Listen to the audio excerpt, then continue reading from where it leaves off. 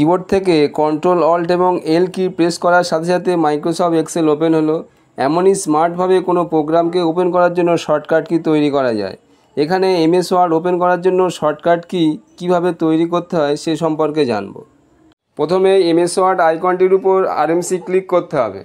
RMC click করার পর create শর্টকাটে ক্লিক করতে হবে। এরপর শর্টকাট আইকনটির উপর আরএমসি ক্লিক করতে হবে এবং প্রপার্টিসে ক্লিক করতে হবে। এরপর দেখো শর্টকাট কি লেখা রয়েছে, এর পাশে কার্যটি রাখতে হবে এবং একটি নতুন শর্টকাট কি ক্রিয়েট করে নিতে হবে।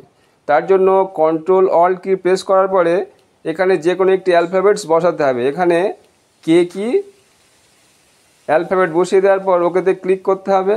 এরপর কিবোর্ড থেকে কন্ট্রোল অল্ট এবং কে কি প্রেস করার সাথে সাথে মাইক্রোসফট ওয়ার্ড ওপেন হয়ে যাবে।